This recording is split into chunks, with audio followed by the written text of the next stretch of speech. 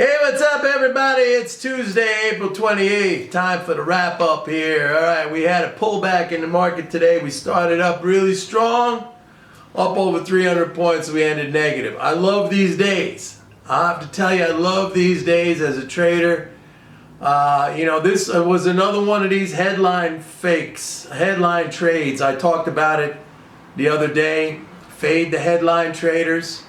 The sell-off came when there was news breaking that Boeing may be held criminally responsible for those 737 MAX crashes, and the companies has had big trouble since those crashes, and now looks like maybe a criminal investigation is about to be launched.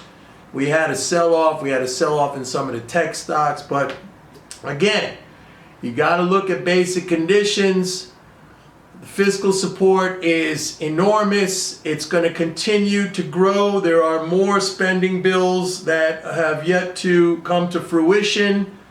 The economy is starting to open up in many places.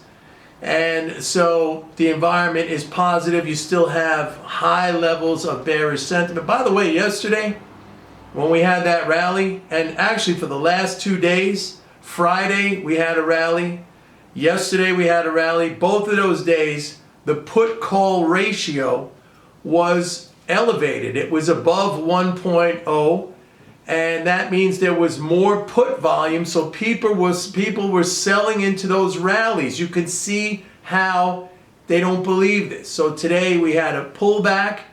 It's going to embolden the short sellers, but we are in a positive environment.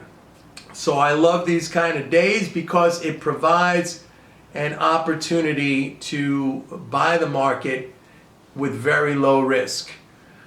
Oil, let me touch upon oil. We had the API inventories tonight.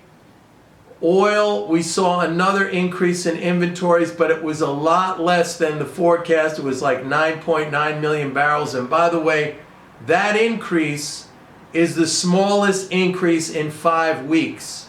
And we have yet to see the OPEC production cuts. Those are going to start in May. U.S. production is falling. I told you that is down 900,000 barrels a day, and probably when we see the number tomorrow, it could be well over 1 million barrels a day down. We have the lowest level of crude imports in 28 years. We have a pickup in gasoline and distillate demand.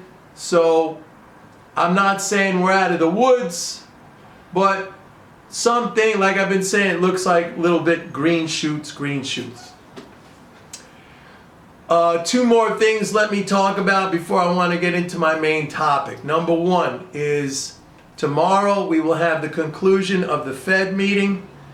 No rate cut is expected. However, the Fed is likely to issue some clarity or some guidance on its coronavirus strategy going forward. They've cut bond purchases down to 10 billion a day.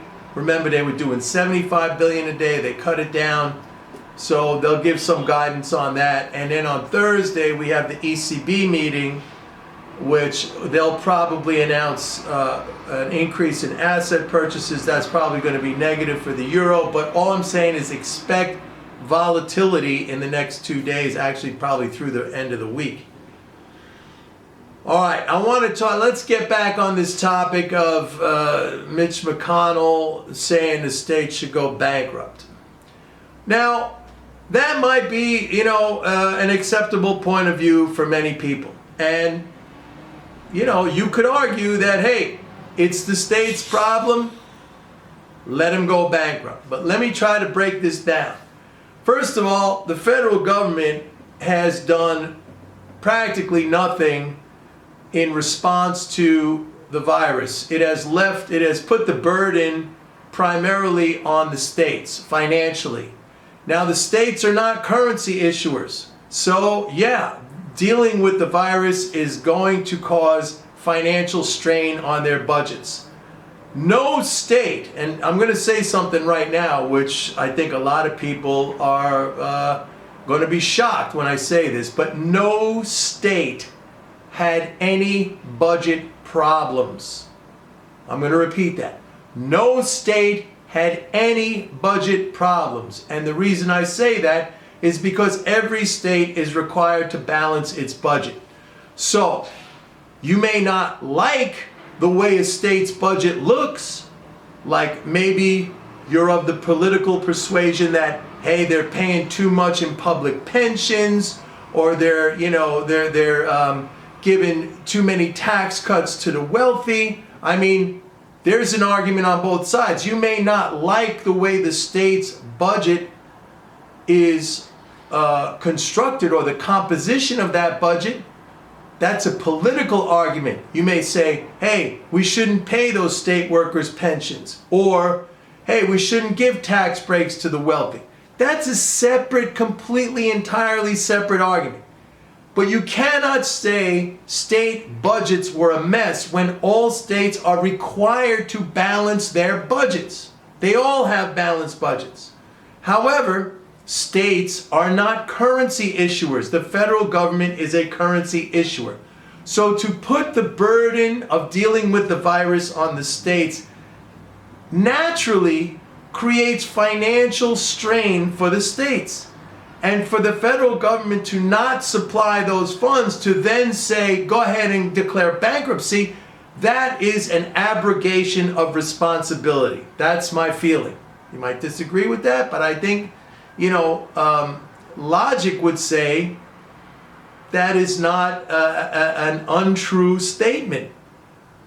The federal government is the issuer of currency. The states are not. If the federal government says you deal with the virus, it is your financial concern, and the federal government does nothing and does not provide funding, that I feel is an abrogation of responsibility. Now you might say, Mike, it is not an abrogation of responsibility. There is nowhere in the Constitution, yes, it says that the federal government can coin money, right?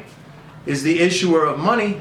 Doesn't say anything in there that the states have to do that, and you would be correct if you said that. However, I would respond to that by saying, fine. Then states are sovereign in their own right, and they should have the ability to issue currency. Well, the federal government does not allow that. Okay, you would have a problem with that. So you cannot have one situation and not the other. If the federal government says, hey, states, the virus thing, that's your financial responsibility, we're not going to help you out, and you have every right to put forth that argument, if that is your position, then the state should be able to say, fine, we will then become currency issuers. Look at a state like California. The GDP of California is something like, it's like the 5th largest country in the world economically.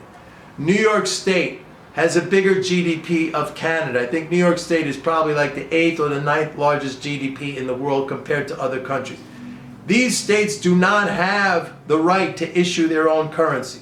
But if the federal government says, hey, this is your responsibility, then logic would say you have to go to the extreme in that argument and saying, if it is my responsibility, I can handle this financially any way I deem, necessary.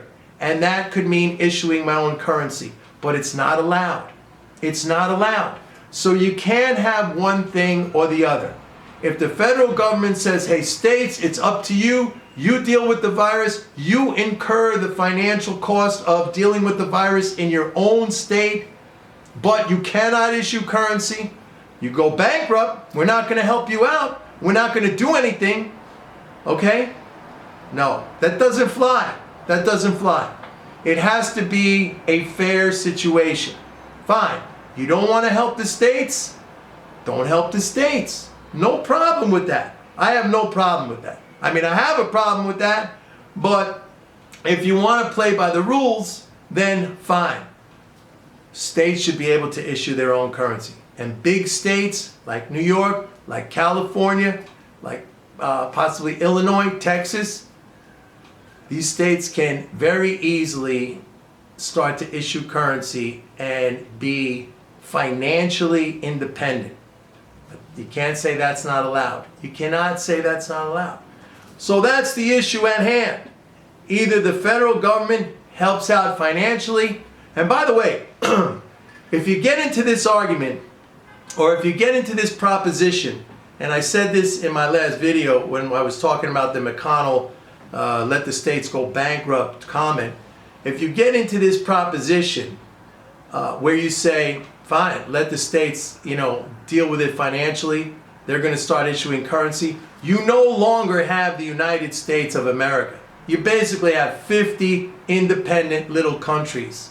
So, like I said last time, either you want a country with, a republic with all these states, or you don't. You want the states to divide up and you have separate countries. That's a choice that Americans have to make. All right? All right, that's it for my editorial today.